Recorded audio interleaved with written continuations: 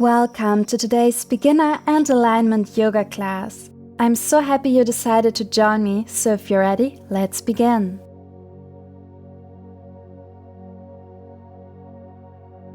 Start by sitting at the center of your mat in Thunderbolt pose, and from there release your upper body over your legs into Child's pose.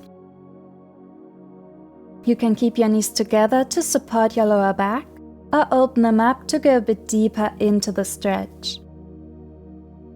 For your arms, you can keep them by your sides with the palms facing up for a more relaxing pose, or reach your arms forward with the palms facing down to get a nice stretch in your shoulders and arms. Another variation is to stack your hands underneath your forehead as a little pillow, or use a yoga block for this. You can also stay on your forearms if that's more comfortable. There are lots of variations here, so come into the variation that feels best for you today and close your eyes. Bring your awareness to your breath and relax into the pose.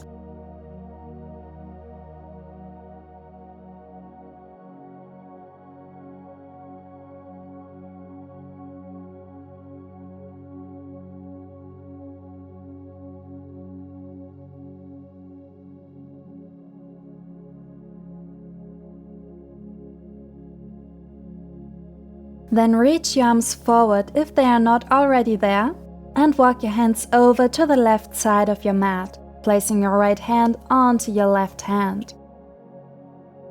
You can keep your forehead on the mat, slightly lifted, or maybe use a block underneath your forehead for support. This is a really nice pose to stretch into the side body, and it's said to help with stress and anxiety.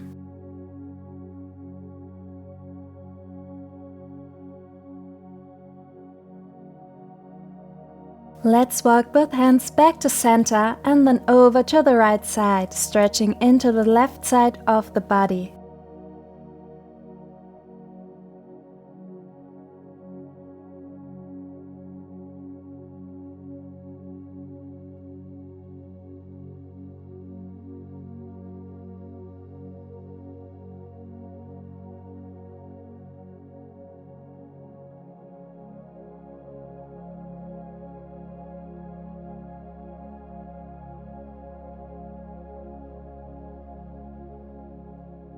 Walk your hands back to center, ground your elbows and bring the palms together over your head for our reverse prayer.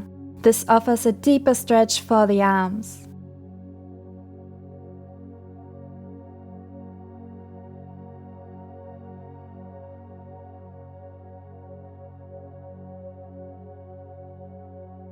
Extend your arms forward again and lift up into your tabletop position, coming onto your hands and knees. Stack your hands beneath your shoulders and your knees under your hips. For your hands, spread the fingers wide, middle fingers pointing forward or index fingers forward to make it a bit easier for your wrists and shoulders. You can place the tops of your feet to the mat or tuck the back toes. If your knees are not feeling supported enough, try to place a blanket underneath them or fold your mat.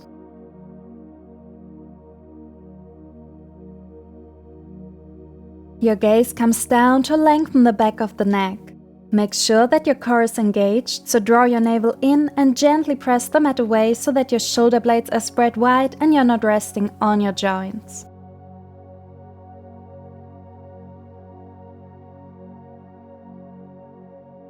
Next, we're going into cat-cow, a spinal movement that is often part of the warming up in yoga classes.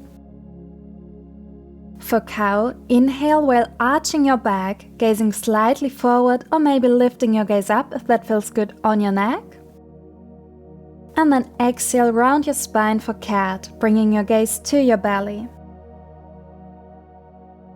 Do this for a couple rounds following your breath. Inhale into cow. And exhale into cat. Beautiful. 3 more. Inhale cow. And exhale cat. 2 more. Inhale, cow. And exhale, cat. One more time.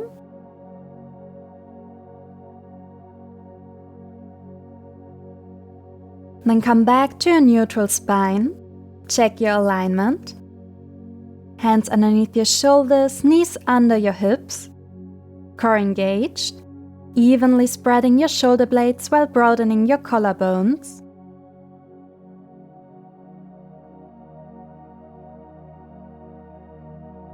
And then tuck your toes and lift up into downward facing dog. Use your core to lift up, draw your hips up high and your chest gently towards the back of the mat. Your hands are shoulder distance apart, gripping the mat like we did in tabletop, and your feet are rooting down, standing hip distance apart. You can keep a slight bend in your knees to find more length here. Your ears are in line with your arms to lengthen your neck. Great job.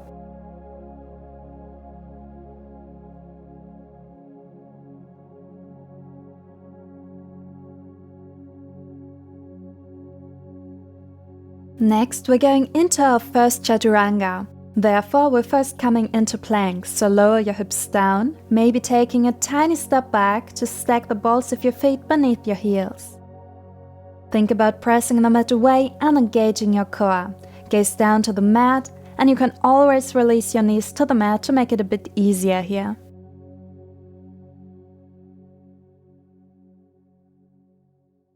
For our Chaturanga, start on high plank and shift forward until your shoulders come past your wrists.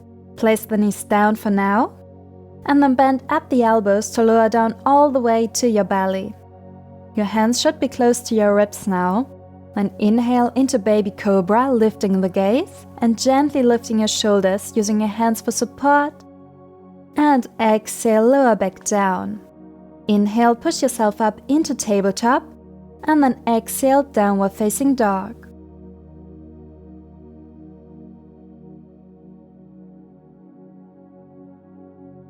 Next, we're stepping forward for Warrior 2, but let me explain this real quick. You can rest and have a look, and then we'll do it together. So, for a step forward, you can slightly shorten your stance. Then draw your right knee forward high to your chest, pressing the mat away to create space. Your hips come up high. Then try to bring your right foot between your hands. You might find the mat is blocking the way, so a great tip is to use your right hand around your right ankle to help bringing the foot forward. Another good tip, if you just need a tiny bit more space, is to rise onto your right fingertips like this. So let's try this together. Come back to your down dog.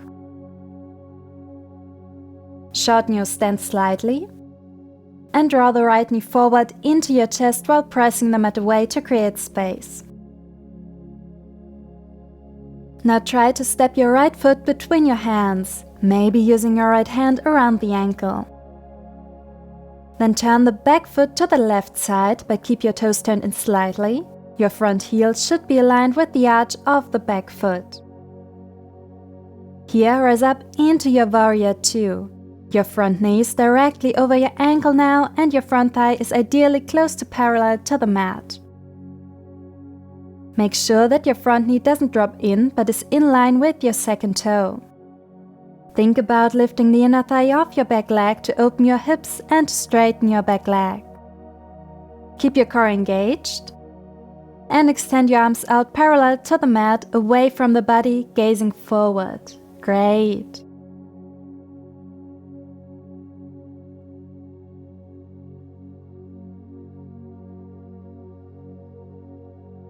Then ground your hands. For this, you can circle your back arm forward while your upper body and back foot turns forward, and then place your hands to the mat underneath your shoulders. Then press into the hands to lift the foot, drawing the knee in, and step back to plank.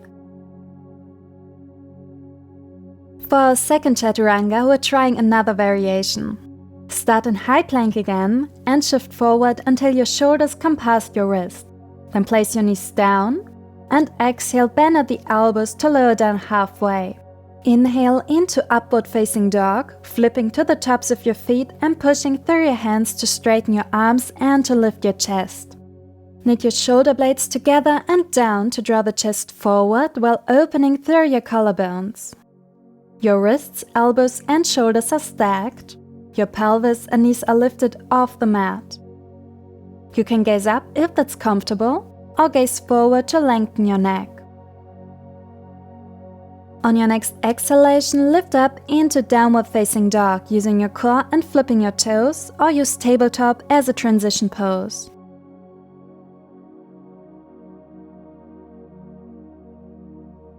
Let's step forward again, this time drawing your left knee forward, hips high, pressing the mat away, and then step your left foot between your hands. Again, you can use your hand here. And then align the front heel with the arch of the back foot and rise up into your warrior two. Remember to engage your core and to check your alignment. Front knee over the ankle, knee facing straight forward, gaze forward and arms reaching out to the side. If holding your arms out gets too much, you can always bring your hands into prayer or to your hips.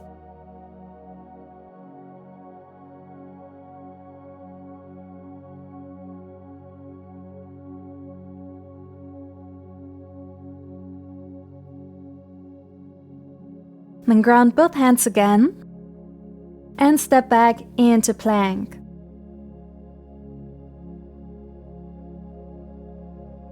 For our last Chaturanga, let's give the full version a try. If that's not within your practice, that's totally fine. You can always use a variation like the ones we did before. So, Chaturanga. From your plank, inhale, shift forward, and exhale, bend at the elbows to lower down halfway. Inhale, up dog, and exhale, downward facing dog.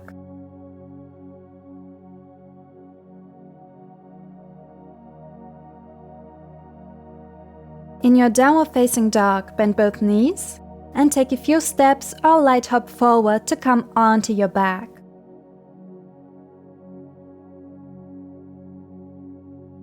Then hug your knees into your chest for Apanasana, rooting down through your sacrum. You can also take a gentle rock from side to side if that feels good on your back.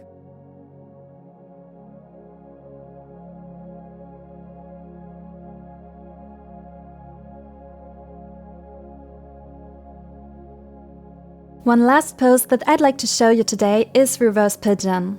It's one of my favorite stretches and I offer it in a lot of my classes. Begin by grounding both feet about hip distance apart. Then place your right ankle onto your left knee and gently flex the right foot. You can stay here or lift the left leg up and hold it there with your hands. Flex both feet and relax your back and head to the mat. If you want to go deeper into the stretch, you can extend your left leg up. Find the pose that works best for you today and relax into it.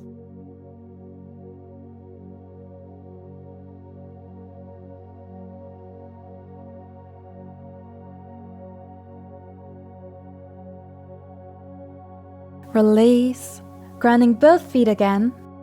And let's do this reverse pigeon on the other side. Place your left ankle onto your right knee and come into your preferred variation of the pose, remembering to keep your upper body and head grounded and gently flexing your feet. Use your breath here to help your body relax into the pose with slow inhalations and exhalations.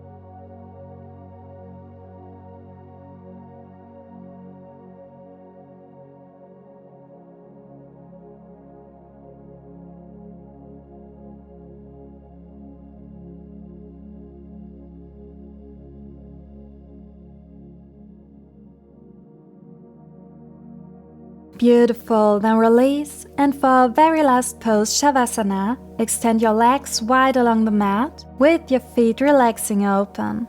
Place your arms next to the sides of your body with the palms facing up. Close your eyes and bring your awareness to your breath.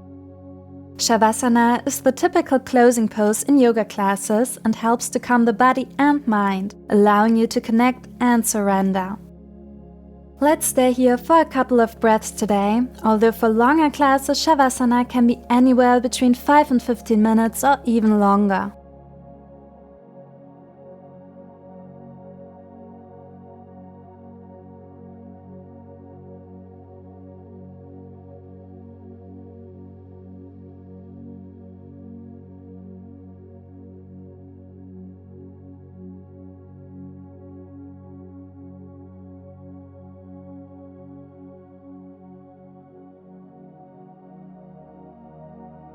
Let's begin to bring some movement into the body, gently wiggling your fingers and your toes.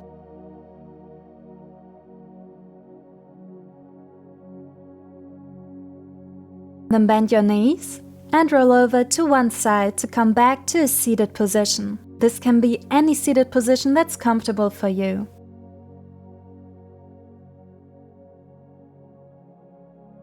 Let's finish our class with taking one big inhalation while reaching both arms up.